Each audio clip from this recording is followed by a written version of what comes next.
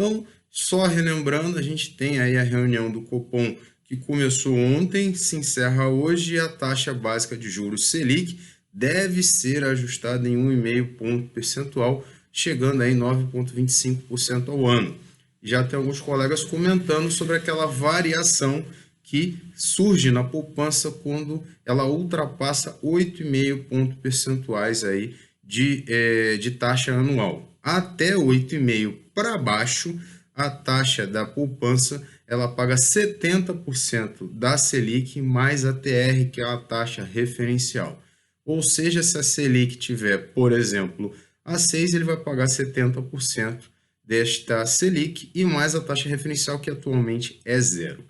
Acima de 8,5% ao ano, aí ele paga 0,5% ao mês, que dá mais ou menos em juros simples, seria 6% ao ano, mas em juros compostos, mais ou menos 6,17%, mais esta taxa referencial aí, que no momento é zero. Então, muitos falam que fica ainda pior você investir, por exemplo, na poupança, considerando esta evolução aí da taxa Selic.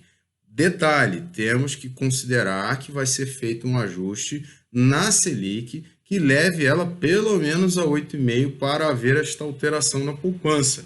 É possível que não ocorra, né? A gente nunca sabe o que passa lá na cabeça. É muito improvável, mas não é impossível. E por que a gente está comentando isso? Porque alguns colegas aí seguem o professor Cabral e já ouviram ele comentar que essa taxa referencial deve subir agora em 2022. Muitos outros colegas também comentaram que a gente está tendo aí empréstimos baseados na taxa referencial. Só lembrar, quem aí pegou empréstimos lastreados na Selic, no CDI ou, por exemplo, no IPCA, quando os juros estavam em 2%, o fumo que tomaram. E agora muitas pessoas estão sendo estimuladas a pegar empréstimos com correção monetária na TR, porque ela está zero, e aí os bancos são bonzinhos e querem ajudar as pessoas.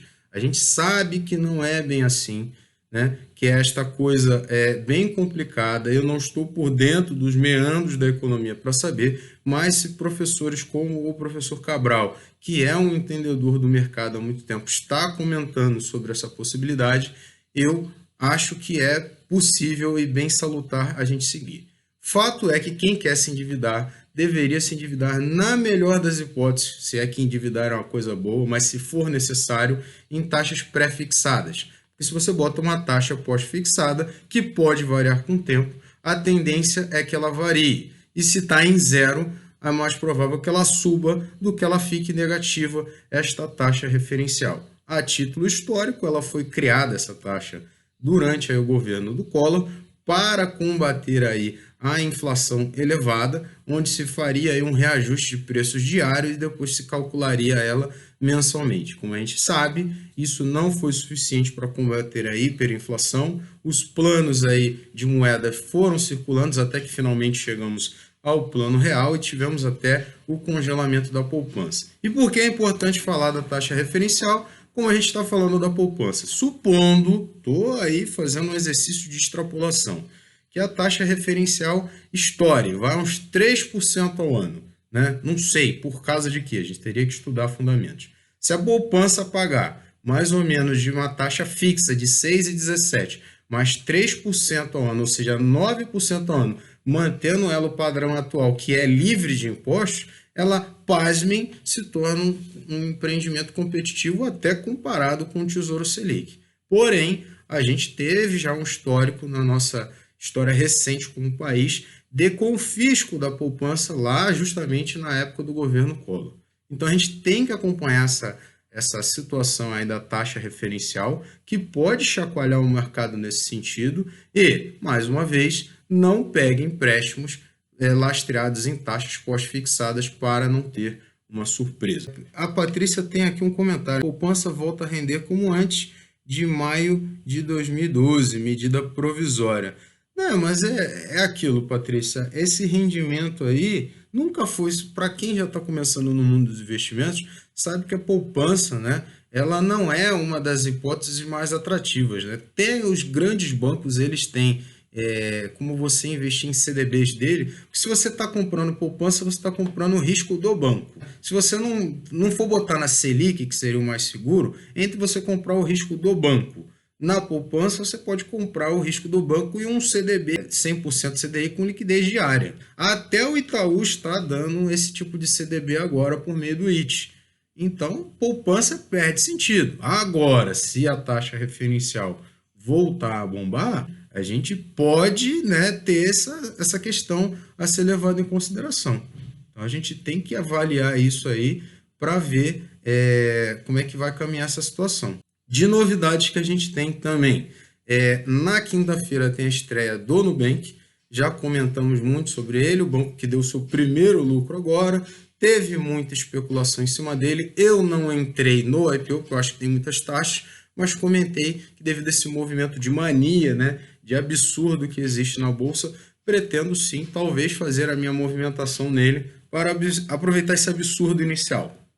Não que eu confie que o banco tem um grande futuro pela frente, eu não estou dizendo que não tenha, mas dizer que ele vale mais do que o Itaú e o Bradesco é para mim um exagero. Até porque os dois grandes bancos do nosso país, o Itaú e o Bradesco, têm iniciativas aí também em bancos digitais e, obviamente, eles não iriam ficar para trás. Tem o Next, se não me engano, do Bradesco, e o Itaú tem o IT. Então, né, se eventualmente eles se sentirem ameaçados, eles podem até aprimorar esses serviços. Fora que temos o Banco Inter, que tem mais modalidades. Então, assim, não estou dizendo que o Nubank não tem futuro.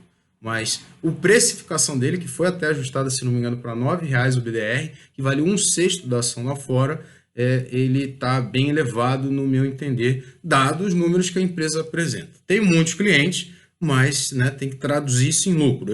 Eu pelo menos, busco lucro nos meus investimentos, tá bom? Então, estreia no Brasil BDR não patrocinado, NUBR33, como a gente falou, 1/6 da ação que circula lá nos Estados Unidos, NU, né, a partir do dia 9 de dezembro, e obviamente não envolve só a operação brasileira, mas também a operação mexicana, a operação global do Nubank. Na sexta-feira a gente tem a definição da nossa inflação acumulada até até novembro, a gente tem 10,67 acumulado até o presente momento, né, que é o dobro da nossa meta superior, né, e foi 1,25 acumulado só no mês aí de outubro. Então está bem elevado também, né, e a gente precisa ver o impacto disso aí nas curvas de juros, que o nosso querido colega Rui das Neves comentou e é muito importante. Foi aprovada aí no Senado uma proposta de criar aí um imposto de exportação sobre petróleos e derivados,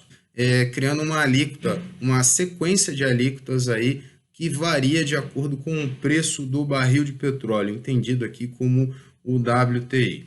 A ideia, a motivação é uma básica, né? É impedir aí que eventualmente a gente tenha uma escalada do preço deste insumo, desta commodity, faça com que o preço dos combustíveis dispare no nosso país. E a matéria ainda reforça, né, que na verdade é bem salutar pensar nisso, que se a gente começar a criar este imposto, a gente pode desestimular que os leilões que venham a acontecer e os que já aconteceram possam ser bem-sucedidos. Por quê? Uma empresa entrou aí em eventualmente um leilão, um procedimento público no nosso país para adquirir o direito de exploração de algum posto ou de alguma questão relacionada ao petróleo, com a situação atual que não tínhamos nenhum tipo de taxa, nenhum tipo de empecilho.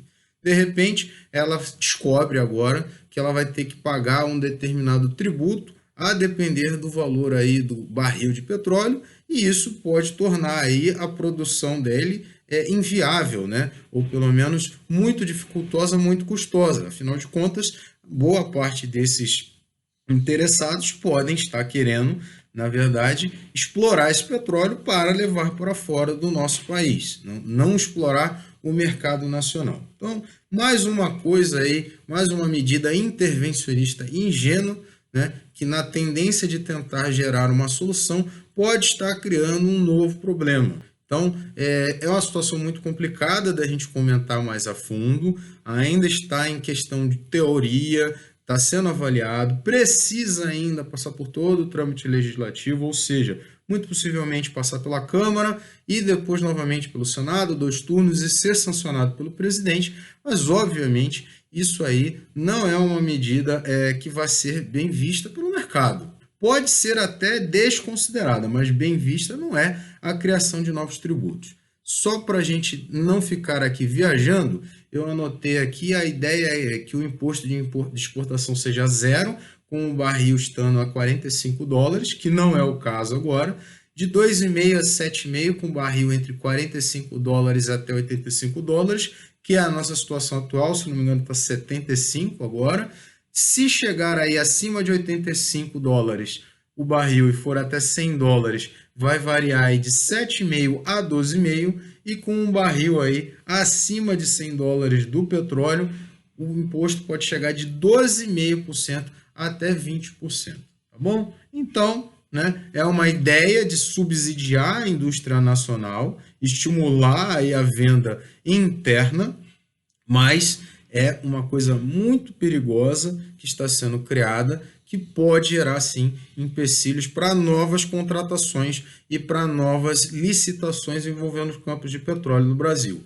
Muita gente vai falar, mas vou vender o campo de petróleo a um preço menor do que ele vale. Possivelmente vai ser reprecificado para baixo. Porque quem estiver interessado em participar de um leilão, de uma licitação aqui no Brasil, e for avaliar esse imposto, ele vai falar, já que eu vou ter esse gasto a mais, eu vou pagar a menos, porque eu não sou trouxa e eu não vou querer tirar do meu bolso esse custo. Esse custo eu vou tirar do mercado. Então, vamos avaliar se isso aí realmente vai para frente, vamos acompanhar de perto o que tiver ao nosso alcance, que é praticamente nada para impedir, a não ser divulgar para as pessoas para elas terem ciência, a gente vai fazer, mas é uma triste notícia que eu trago aqui para os colegas. Agradeço a todos pela paciência, pela audiência, desejo a todos um excelente dia, um abraço do fundo do coração e vai o sim.